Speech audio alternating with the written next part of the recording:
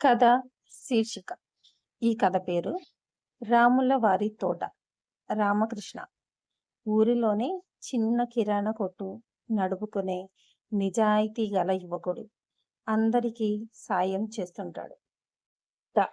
పక్క ఊరి నుండి వచ్చిన టైలరింగ్ టీచర్. ఆత్మవిశ్వాసం కాస్త, ముక్కుసూటితనం ఎక్కువ. లింగయ్య తాత ఊరి పెద్ద, కానీ ఒంటరివాడు. తన పొలంలో ఒక పెద్ద రావి చెట్టు కింద కూర్చుని ఊరి విషయాలన్నీ గమనిస్తూ ఉంటాడు. చిన్ని ఊళ్ళో తిరిగి ఒక అల్లరి అనాథ బాలుడు. రామకృష్ణ కిరాణా కొట్టు దగ్గరే ఎక్కువ ఉంటాడు. 1980 కాలం నాటి ఒక అందమైన పల్లెటూరు. ఊరిలో అందరికీ రామకృష్ణ అంటే నమ్మకం.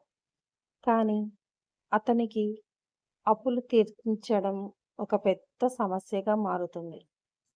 అదే సమయంలో ఊళ్ళోకి సీత అనే అమ్మాయి టైలరింగ్ నేర్పించడానికి వస్తుంది. రామకృష్ణ కిరాణా కొట్టు ముందే ఆమె సెంటర్ ఉంటుంది. రోజు చూస్తూ చూస్తూ ఇద్దరి మధ్య ఒకరిపై ఒకరికి గౌరవం, మూగ ప్రేమ మొదలవుతాయి.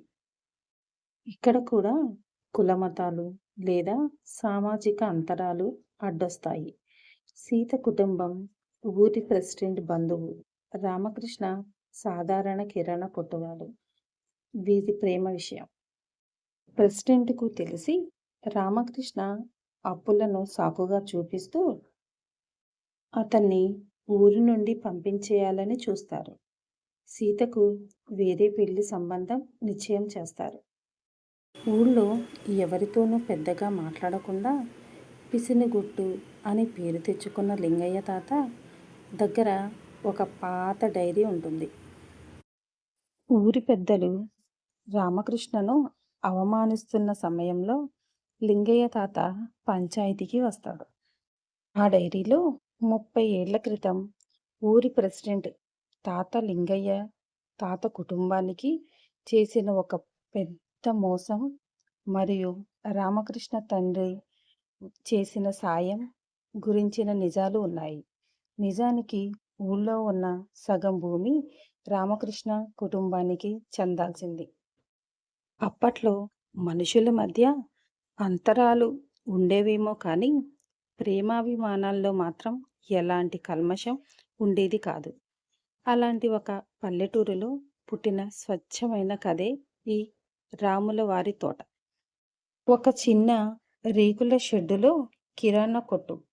డబ్బాలో రంగు బిళ్ళలు, బెల్లం అచ్చులు, నూనె కాగులు ఉన్నాయి. రామకృష్ణ ఒక పాత నోట్బుక్లో లెక్కలు రాసుకుంటూ ఉంటాడు. పక్కనే 10 ఏళ్ల చిన్ని బెల్లం ముక్క తింటూ కూర్చుంటాడు.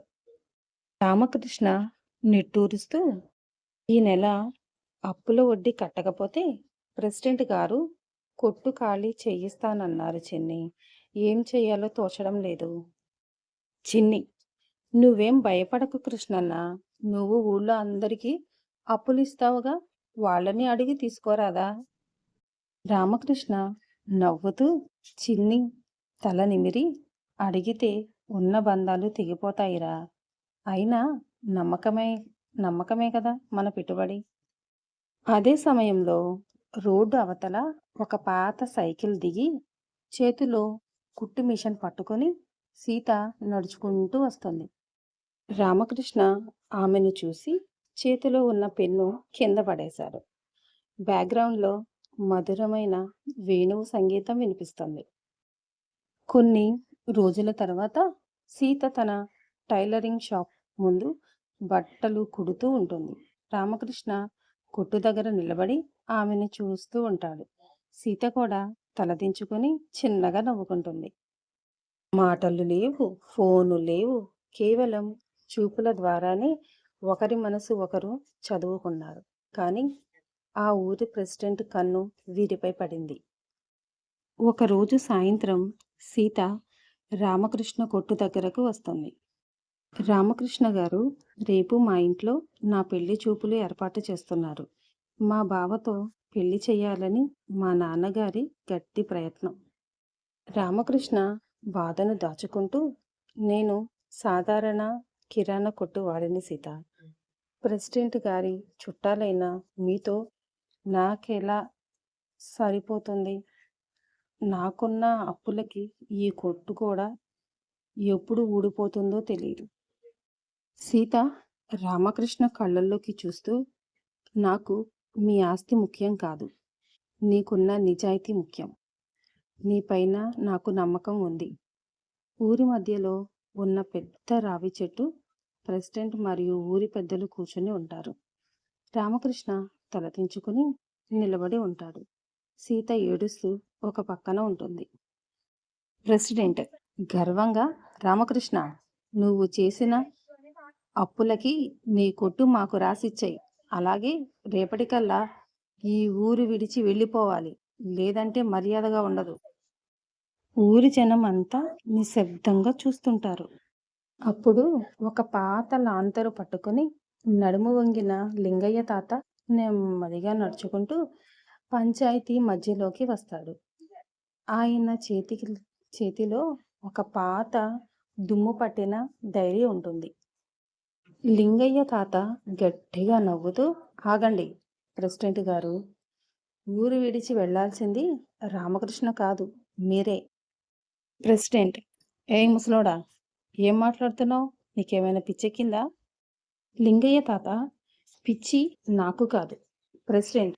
30 ఏళ్ల క్రితం మీ తాతగారు మీ ఊరి రాముల వారి తోటని, చుట్టుపక్కల భూముల్ని ఎలా మోసం చేసి లాక్కున్నారో ఈ డైరీలో సాక్ష్యాలతో సహా ఉంది.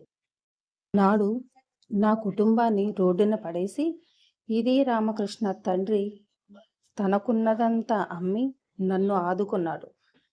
ఈరోజు అతని కొడుకు అప్పుల్లో ఉంటే ఊరంతా మూగగా చూస్తుందా? లింగయ్య తాత రామకృష్ణ దగ్గరకు వచ్చి అతని చేతులు పట్టుకుంటాడు. లింగయ్య తాత, రామకృష్ణ, నా ఆఖరి రోజుల్లో నాకున్న ఆస్తి అంతా నీకే రాసి ఇస్తున్నాను. నువ్వు చేసిన అప్పులన్నీ ఈ రోజుతో తీరిపోతాయి. రామకృష్ణ నిజాయితీకి దక్కిన విజయం ఇది. ఊరు జనం అంతా చప్పట్లు కొడతారు. ప్రెసిడెంట్ తలదించుకుని అక్కడ నుండి వెళ్ళిపోతాడు. సీత కళ్ళల్లో ఆనంద బాష్పాలు వస్తాయి. రామకృష్ణ, సీత ఒకరినొకరు చూసుకుని నవ్వుకుంటారు. చిన్ని పరిగెత్తుకుంటూ వచ్చి రామకృష్ణని హత్తుకుంటాడు. ఇక్కడితో ఈ కథ అయిపోలేదు, ఇంకా ఉంది.